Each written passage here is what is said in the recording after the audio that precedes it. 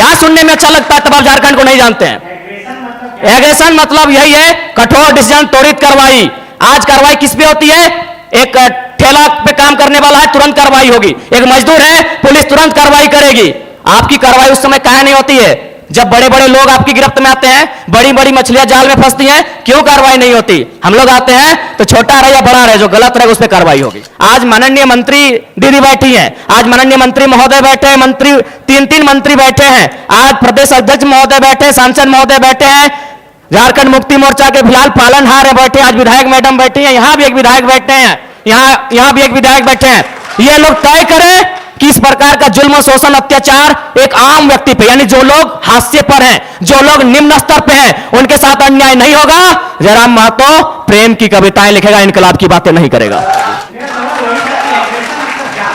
Aggression का मतलब है कठोर डिसीजन, एग्रेशन का मतलब है कोई दबाव नहीं, एग्रेशन का मतलब है कॉर्पोरेट से कोई भय नहीं, एग्रेशन का मतलब है अमीरों के चंदे से पल्ला नहीं। एग्रेशन का मतलब होता है निडर होकर, निष्पक्ष होकर झारखंड के मुद्दों पे बात करना, झारखंड के मुद्दों के समाधान करने के लिए प्रयास करना। आंदोलन इस राज्य में रोज होता है। जयराम महतो है क्यों?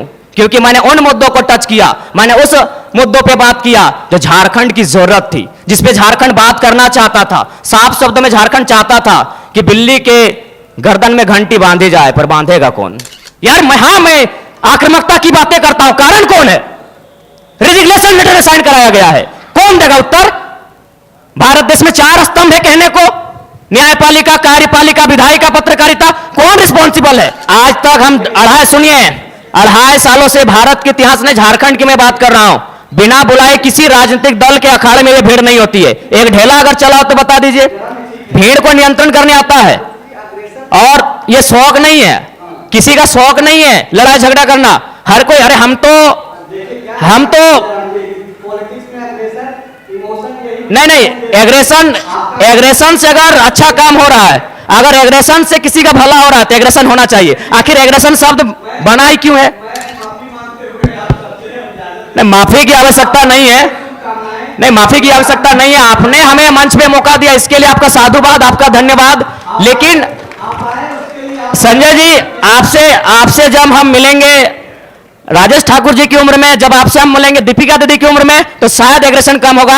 आप एक 29 साल के युवा से मिल रहे हैं और एग्रेशन ना हो, ये उचित नहीं। सबसे पहले द फॉलोअप का बहुत बहुत धन्यवाद, आभार कि आज के इस कार्यक्रम में हमें जगह मिली है। जहाँ तक मेरे सपनों का झारखंड, तो मैं उन महापुरुषों से भिन्न नहीं हूँ, चाहे वो बिरसा भगवान रहें, तिलका मांझी रहें, विनोद बिहारी महतो रहें या शहीद निर्मल महतो रहें। मैं उनसे भिन्न नहीं हूँ। मैंने उन्हीं की परछाई को, उन्हीं के विचारों को आत्मसात करके राजनीति में कदम रखा है। तो मेरा मानना है कि झारखंड अलग राज्य की लड़ाई जिन मुद्दों के साथ लड़ी गई थी, वही मेरे मुद्दे होंगे। झारखंड अलग राज्य की लड़ाई में जो सोच के साथ इस राज्य को अलग किया गया था कि जब ये राज्य अलग होगा तो यहाँ के युवाओं के पास क्या अधिकार होगा, जब ये राज्य अलग होगा तो यहाँ के किसानों के पास क्या स्वतंत्रता होगी, मेरे मुद्दे वही होंगे। झारखंड जो हमारे झारखंड के नाम में ही छुपा है, झाड़ यानी जंगल, खंड यानी जमीन का एक भूभाग, और हमारी जो निरंतर लड़ाइयाँ रही हैं आदिकाल से, वो इसी विषय को लेकर रही हैं। तो जब मैं विधानसभा के चुनाव में जाऊंगा, मेरा पहला मुद्दा इस राज्य में एक सुदृढ़ स्थानीय नीति का रहेगा। चूँकि मैं जिन क्षेत्रों से आता हूँ वो कोयलांचल का क्षेत्र है। आज भी मैं जब कोयलांचल से होकर आया तो लोगों ने अपनी समस्याओं को, लगभग 15-20 आवेदन मेरे पास पड़े। जब मैं एक सामान्य सा बालक हूँ, मैं एक साधारण सा बालक हूँ, और मुझे प्रतिदिन 15 से 20 समस्याओं को सुनना पड़ता है, जो समस्याएं होती है जमीन से संबंधित। इसलिए मेरा मानना है कि जमीन संबंधित जो कानून जो आज हमारे राज्य में है भी, CNT, SPT, लेकिन जो लोग सरकार में बैठे हैं उनके मैनिफेस्टो में शामिल होने के बाद भी प्रभावी रूप से लागू ना हो पाना, प्रभावी रूप से उन विषयों पर चर्चा नहीं कर पाना, उनको संरक्षण ना दे पाना, एक बहुत ही गंभीर विषय है। और मेरा मानना यही है, जो कि मैं किसान वर्ग से भी संबंध रखता हूँ, एक किसान का बेटा हूँ, तो मेरे हिसाब से जो जमीन संबंधित मुद्दे हैं वो मेरे प्राथमिक मुद्दे होंगे। उसके बाद आज छात्रों की समस्या देख सकते हैं। आज CGL के छात्र, JSSC CGL के छात्र आज धरने पर बैठे हैं। विगत जो पहला एग्जाम हुआ था उस एग्जाम में धांधली हुई, इस एग्जाम में धांधली का मामला सामने आ रहा है। तो निश्चय एक बेहतर नियोजन नीति हो और इस तरीके से एग्जाम को लिया जाए कि धांधली ना हो, गड़बड़ी ना हो, और महत्वपूर्ण सबसे कि अन्य राज्य से लोग जो हमारी हकमारी कर रहे हैं वो कम से कम रुके। उसके लिए मेरे पास मेरी योजना होगी कि हम लोग प्रखंड स्तरीय भाषा के आधार पर एग्जाम लेंगे, क्योंकि भारतीय संविधान आर्टिकल 1516 इस बात का उल्लेख करता है कि हम जात के आधार पर भेदभाव नहीं कर सकते हैं, हम धर्म के आधार पर भेदभाव नहीं कर सकते हैं, हम उद्गम स्थान के आधार पर भेदभाव नहीं कर सकते हैं, हम लिंग के आधार पर भेदभाव नहीं कर सकते हैं, लेकिन भाषा का कहीं जिक्र नहीं है। तो मेरा मानना है कि सरकार को इस विषय पर सोचना चाहिए। हम लोग अगर सरकार में आते तो इस विषय पर सोचेंगे कि जो प्रतियोगिता की परीक्षाएं होंगी वो हमारी भाषाओं में होंगी। फॉर एग्जाम्पल, जैसे मान के चलिए कोई हिंदी का पेपर आता है परीक्षा में, उसमें एक सवाल आता है कि आंख का तारा इसका मतलब क्या होता है, आग बबूला होना इसका मतलब क्या होता है। तो झारखंड के अभ्यर्थी के साथ साथ इस सवाल का उत्तर बिहार के अभ्यर्थी को भी मालूम है, इस सवाल का उत्तर उत्तर प्रदेश, मध्य प्रदेश, राजस्थान के अभ्यर्थी को भी मालूम है। लेकिन अगर हम अपनी भाषा को प्रमोट करेंगे, अपनी कल्चर को अगर प्रमोट करेंगे प्रतियोगिता परीक्षाओं में, और वहां सवाल ये रहेगा, मान के चलिए मैं धनबाद के तोपचांची ब्लॉक से आता हूं और वहां एक मुहावरा चलता है, पखड़ तर हाथ करे करे झांक, ना ये राजस्थान को समझ में आएगी ना ये उत्तर प्रदेश को समझ में आएगी। इससे क्या होगा कि नियम भी बना रहेगा और हमारी जो नौकरियों में हकमारी हो रही है वो भी सुरक्षित रहेगा।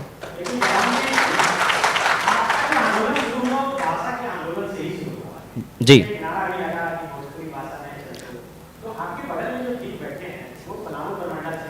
जी, आप मेरा पहला ही वीडियो सुनेंगे। मैं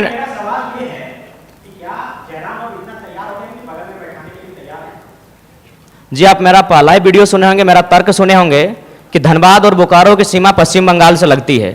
यदि यहाँ के ब्लॉक में सटे हुए जो ब्लॉक हैं अगर उनमें कोई अन्य राज्य, तो मैंने कहा कि यहाँ के लोग बांग्ला बोलते हैं, नो डाउट, क्योंकि हमारा मानभूम का इतिहास रहा है। लेकिन आप बिहार की भाषाओं को, उत्तर प्रदेश की भाषाओं धनबाद और बोकारो में लेके आएंगे तो डंके की चोट पर आज भी कह रहे हैं वो बोरो लैंग्वेज है। आप उनको अगर पलामू में लेके आएंगे तो मुझे आपत्ति नहीं है, आप उनको कोडरमा के कुछ प्रखंड में लेके आएंगे मुझे आपत्ति नहीं है। जो बिहार राज्य के सीमावर्ती क्षेत्र हैं, यदि आप वहां भोजपुरी मगही की बात करते हैं तो समझ में आता है, धनबाद और बोकारो में लेके आएंगे तो वो बोरो लैंग्वेज है।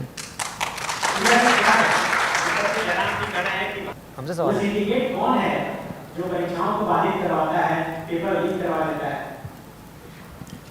देखिए, वे ऐसे लोग हैं जिनको लगता है कि इस दुनिया में मौत नाम की कोई चीज़ नहीं होती है, जिनको लगता है कि शायद वो सारा धन एकत्रित करके स्वर्ग जा सकते हैं, वहाँ सुख भोग सकते हैं।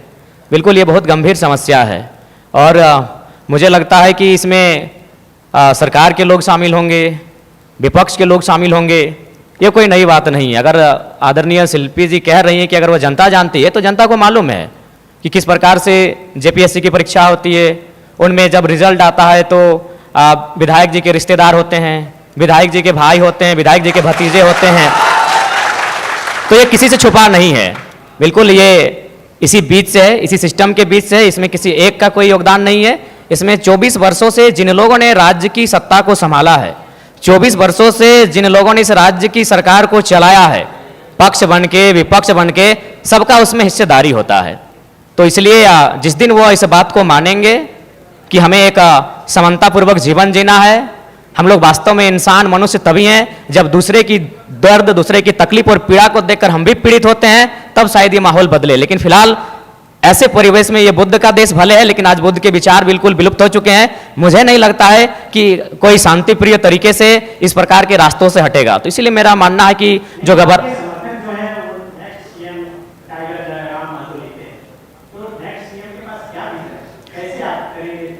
देखिए, सबसे पहली बात, उन भय बिना प्रीत नहीं। उनके साथ अगर दोषी पाए जाते हैं तो कठोरतापूर्वक कानूनी कार्रवाई की जाएगी और मैं बिल्कुल उसका पक्षधर हूं, क्योंकि अगर एक व्यक्ति पे कार्रवाई होती है और उस कार्रवाई से अगर हजारों स्टूडेंट को एक उम्मीद मिलती है, अगर एक व्यक्ति पे कार्रवाई होती है और हजारों किसानों की खुशहाली आती है, तो मुझे लगता है उस व्यक्ति पे कार्रवाई होनी चाहिए। और मैं अपना एक अनुभव बताना चाहूँगा, हालांकि ऐसे मंचों पे जहाँ एकेडमिक लोग आके सुन रहे हैं, इंटेलेक्चुअल लोग आके सुन रहे हैं, नहीं बोलना चाहिए, लेकिन मुझे मेरा जो कैरेक्टर है वो सबके सामने मैं आपको बताना चाहूँगा। ये बेरमो कठारा की घटना है। वहाँ एक व्यक्ति का अटेंडेंस रोक दिया जाता है, पंच ब्लॉक कर दिया जाता है, जो नौकरी का प्रावधान होता है कोलियरी में। वो व्यक्ति हमारे पास आता है, आके हमें सुनाता है कि भैया ऐसा ऐसा बात है, मेरा कसूर इतना है कि झारखंडी है और हमें मतलब मेरा पंच को ब्लॉक कर दिया गया है, मेरे अटेंडेंस को रोक दिया गया है, तो कुछ उपाय किया जाए। तो हम उनको फोन लगाते हैं, तो हमने परिचय दिया कि सर ऐसा क्यों करते हैं, गरीब आदमी है, बड़ी मुश्किल से रोजगार चलता है, तो इनको पुनः रख लिया जाए। तो उधर से आवाज आई कि आप कौन बोल रहे हैं? तो हमने कहा कि हम जयराम कुमार महतो बोल रहे हैं, वर्तमान में गिरिडीह लोकसभा लड़े हैं। तो बोला नहीं, आपसे हम परिचित नहीं है। तो हमें लगा कि शायद वो विधायक या सांसद की पैरवी सुनना चाहते हैं। तो मैंने इतना कहा था कि 2 महीने के बाद चुनाव है, हम बेरमो भी लड़ेंगे, गोमिया भी लड़ेंगे, डुमरी भी लड़ेंगे। अगर वहां से कोई भी सीट जीत के आ जाते हैं तो आपको दामोदर नदी में ले जाकर डाल देंगे। विश्वास कीजिए, विश्वास कीजिए, वो व्यक्ति का भी नाम बता देंगे, ऐसा नहीं हम झूठ बोल रहे। 10 सेकंड में उनका आवाज बदला कि जयराम बाबू बोलिए क्या बात है।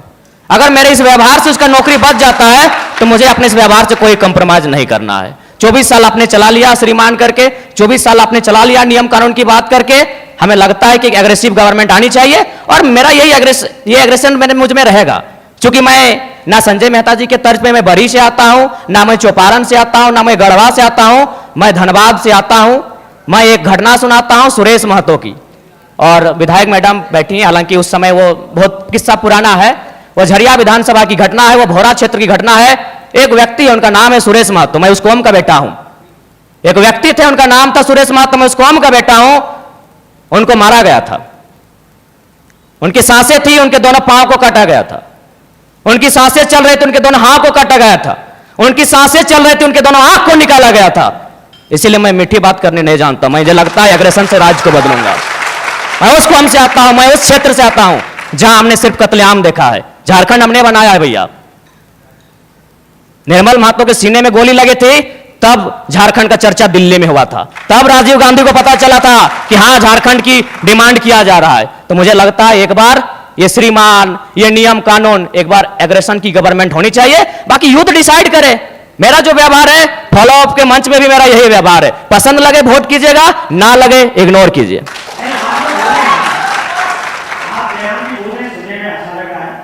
नहीं सुनने में नहीं, आप तब झारखंड राज्य को नहीं समझते सन्नी जी, नहीं आप नहीं समझते झारखंड राज्य को, सुनने में अच्छा नहीं लगता, यही रियलिटी है। क्या जानते हैं आप झारखंड राज्य को महोदय? आप क्या जानते हैं झारखंड राज्य को? हम उस राज्य से आते हैं जहां एक सांसद ने सीने में 12 गोली खाई थी। हम उस झारखंड से आते हैं जहां MP member of parliament Sunil Mahato ने 1 2 3 4 5 6 7 8 9 10 11 12 गोली खाई थी सांसद ने। क्या सुनने में अच्छा लगता है? तब आप झारखंड को नहीं जानते हैं।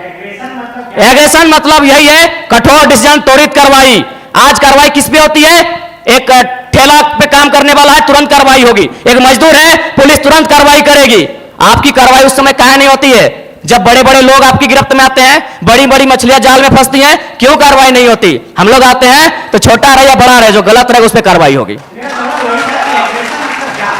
एग्रेशन का मतलब है कठोर डिसीजन, एग्रेशन का मतलब है कोई दबाव नहीं, एग्रेशन का मतलब है कॉर्पोरेट से कोई भय नहीं, एग्रेशन का मतलब है अमीरों के चंदे से पलना नहीं। एग्रेशन का मतलब होता है निडर होकर, निष्पक्ष होकर झारखंड के मुद्दों पे बात करना, झारखंड के मुद्दों के समाधान करने के लिए प्रयास करना।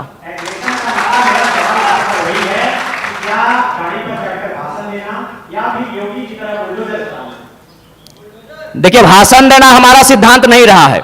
एक सवाल, आज राजभवन में लोग धरने पर बैठे हैं, मुख्यमंत्री के आवास पे लोग धरने बैठे हैं, आज सीजीएल के जेएसएससी कार्यालय के बाहर लोग धरने पर बैठे हैं। आंदोलन रोज होता है, लेकिन जयराम महतो एक 50 लड़कों के आंदोलन से आज सीएम का फेस बन के कैसे सामने आया? इस सवाल का उत्तर कोई दे।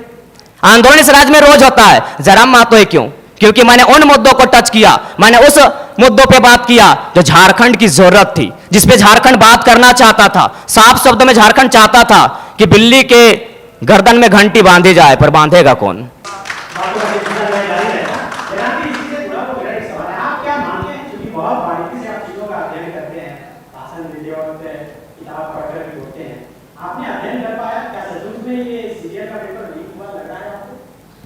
देखिए, जैसा कि छात्रों के द्वारा, विभिन्न संस्थानों के द्वारा जो एविडेंस, साक्ष्य प्रस्तुत किए जा रहे हैं, तो प्रथम दृष्टि से तो यह स्पष्ट हो रहा है कि इस बार भी जो सीजीएल का पेपर है उसमें कहीं ना कहीं गड़बड़ी हुई है, धांधली हुई है।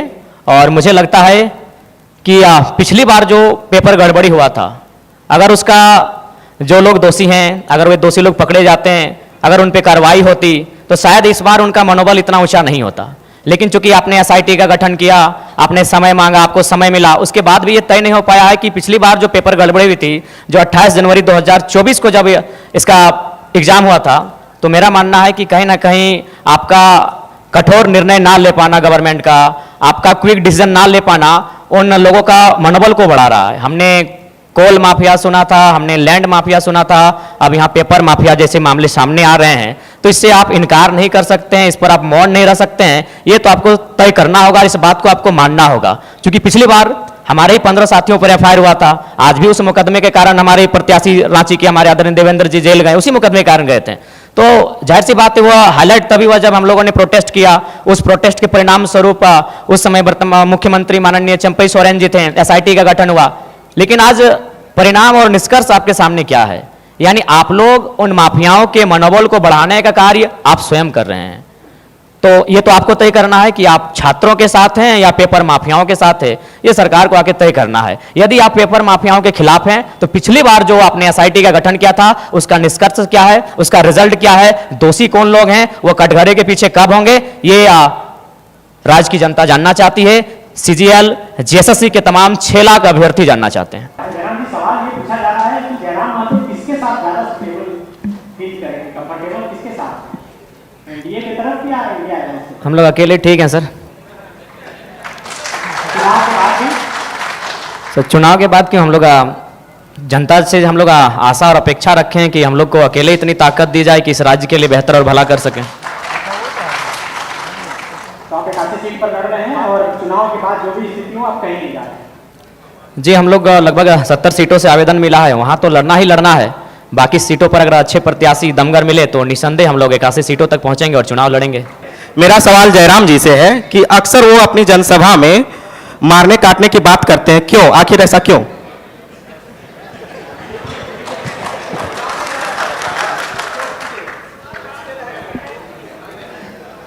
देखिए, हम भी एक पढ़ा लिखा छात्र हैं और वर्तमान में पीएचडी का स्कॉलर हैं। विनोद बिहारी महतो विश्वविद्यालय धनबाद से इंग्लिश लिटरेचर में पीएचडी कर रहे हैं। और बिल्कुल आज से 2 साल पहले मेरा ना ये कैरेक्टर था, ना मेरा यह व्यवहार था, ना मेरा ये स्वरूप था। लेकिन यदि आप पा रहे हैं कि मेरे अंदर आक्रामकता आई है, यदि आप पा रहे हैं कि मेरे अंदर कुछ हिंसक विचारधारा आई है, ठीक है, मैं स्वीकार करता हूं, खुले मंच पे स्वीकार करता हूं। लेकिन एक बात बताइए, यहां जितने भी प्रबुद्ध लोग बैठे हैं, जब मैंने, ठीक है, मैंने कुछ ऐसी बातों को कहा जिनमें हिंसा प्रतीत हो रही है, लेकिन उस बात को समर्थन करने वाले 99% होते हैं। जैसे हाल ही फिलहाल आपको मेरा बागमारा का वो वीडियो क्लिप पूरे देश में वायरल हो रहा है, जिसमें मैं एक बोतल को टेबल में पटक रहा हूं। उस वीडियो को जो अपने आप को सो कॉल्ड पढ़े लिखे मानते हैं, उन्होंने कहा कि नहीं ये गलत है, लेकिन 99% लोगों ने कहा कि नहीं ये सही है, ये लड़का ठीक कर रहा है। अब सवाल ये है कि ठीक है, मेरी बातों में हिंसा है, लेकिन हिंसा की विचारधारा को 99% लोग पसंद क्यों कर रहे हैं? ये इस राज्य का सबसे बड़ा कारण है। यानी इसका कारण यह है कि आज एक आम व्यक्ति लोकतांत्रिक भारत में, अलग झारखंड राज्य में, स्वतंत्र भारत में इतना दबाया जा रहा है, इतना सताया जा रहा है, इतना उसका दमन, इतना दोहन किया जा रहा है, उसके साथ इतना अत्याचार किया जा रहा है कि मेरे इन विचारों को पसंद कर रहा है, लाइक कर रहा है। उदाहरण के लिए जो बागमारा को लेकर आप चर्चा कर रहे हैं, जिस वीडियो की, जिस मेरे वीडियो को आज पूरे देश में लगभग 50 लाख से ज्यादा लोगों ने देखा, मैं आपको थोड़ा बता ही देता हूं। वहां बीसीसीएल की एक योजना है, बीसीसीएल खनन का कार्य करती है। ये आपको भी मालूम है कि अब सारी कंपनियां टेंडर देती है। वहां टेंडर दिया है संजय उद्योग को और खेमका कंपनी को। वहां जो मजदूर है 2018 से काम कर रहे हैं, यानी 6 साल है, 6 साल से उनका वेतन वही का वही है। और सबसे ताज्जुब और हैरत की बात है कि उनका एचपीसी वेतन 32,000 होता है। ताज्जुब कीजिएगा और लोकतंत्र के होने पे शर्म भी कीजिए, उनको 6,000 वेतन मिलता है। उससे भी ताज्जुब की बात है कि ना बीसीसीएल जिम्मेवारी ले रही है कि ये किनके वर्कर हैं, और ना ही खेमका और संजय उद्योग जिम्मेवारी ले रही है ये किनके वर्कर हैं। उससे भी ताज्जुब की बात है, उनको जो पेमेंट मिलता है 4,000 मिलता है, 6,000 मिलता है, वो पेमेंट ना बीसीसीएल दे रही है, ना संजय दे रही है, ना खेमका दे रही है। तो बताइए किसका खून नहीं खोलेगा? मैं बनावटी इंसान नहीं हूं। उस मीटिंग में 52 मिनट डिस्कशन हुआ था, मैंने 52 मिनट के बाद मुंह खोला था, और ये तो मीडिया चल रही थी और कैमरा में कैच हो रहा था, इसीलिए मैंने बोतल को टेबल में पटका। मां कसम हम किसी के मुंह में पटकते, आपके पांव तले जमीन खिसक जाएगी। जब आपने छेड़ा है तो सुन लीजिए। यही विनोद बिहारी विश्वविद्यालय में एक कंपनी, एक एजेंसी ने टेंडर लिया है। मजदूरों को ज्वाइनिंग लेटर के साथ साथ रिजिग्नेशन लेटर पे साइन करा गया। इस भारत में कहां होता है यार? मैं आक्रामकता की बातें करता हूं, कारण कौन है? रिजिग्नेशन लेटर में साइन कराया गया है, कौन देगा उत्तर? में 4 स्तंभ है कहने को, न्यायपालिका, कार्यपालिका, विधायिका, पत्रकारिता। कौन रिस्पॉन्सिबल है कि ज्वाइनिंग, ताजुब की बात है, ज्वाइनिंग लेटर भी मिला है और उनको साइन भी करा लिया है। क्या बोलते हैं आप, रिजाइन लेटर, रिजाइन लेटर में भी साइन करवाया गया है।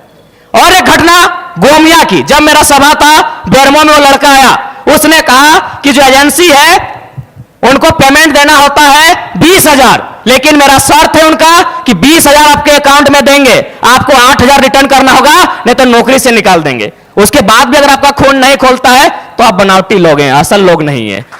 अगर आप चाहते हैं मेरे अंदर की आक्रामकता कम हो, आप चाहते हैं मेरे अंदर की उग्र भावना कम हो, तो आज प्रबुद्ध लोग बैठे हैं।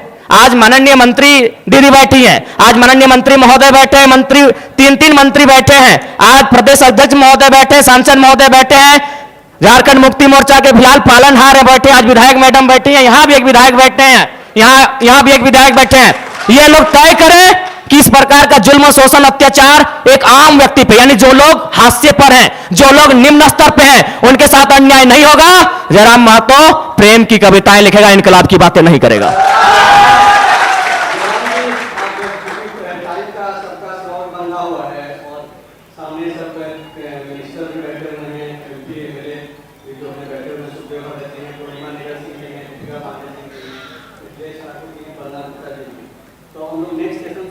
जी बिल्कुल, मैं चूंकि सवाल ही ऐसा था संजय भैया कि बिल्कुल ठीक है, लेकिन आपका जो जवाब है उसमें भी मेरा एक रिएक्शन है कि आप नेतृत्व करने की दिशा में बढ़ रहे हैं, तो भीड़ तो हत्या कर देती है, मॉब लिंचिंग कर देती है, तो भीड़ को सही नहीं ठहराया। देखिए, अगर आज तक हम 2.5 सालों से भारत के इतिहास में, झारखंड की मैं बात कर रहा हूं, बिना बुलाए किसी राजनीतिक दल के अखाड़े में ये भीड़ नहीं होती है। एक ढेला अगर चला हो तो बता दीजिए, भीड़ को नियंत्रण करने आता है। और ये शौक नहीं है, किसी का शौक नहीं है लड़ाई झगड़ा करना। हर कोई, अरे हम तो पॉलिटिक्स में एग्रेशन, इमोशन यही नहीं, एग्रेशन से अगर अच्छा काम हो रहा है, अगर एग्रेशन से किसी का भला हो रहा है तो एग्रेशन होना चाहिए। आखिर एग्रेशन शब्द बना ही क्यों है? माफी मांगते हुए आप सबसे नहीं, माफी की आवश्यकता नहीं है, नहीं माफी की आवश्यकता नहीं है। आपने हमें मंच पे मौका दिया, इसके लिए आपका साधुवाद, आपका धन्यवाद। लेकिन संजय जी, आपसे जब हम मिलेंगे राजेश ठाकुर जी की उम्र में, जब आपसे हम मिलेंगे दीपिका दीदी की उम्र में, तो शायद एग्रेशन कम होगा। आप एक 29 साल के युवा से मिल रहे हैं और एग्रेशन ना हो, ये उचित नहीं। thefollowup.in. Like, share, and subscribe. www.thefollowup.in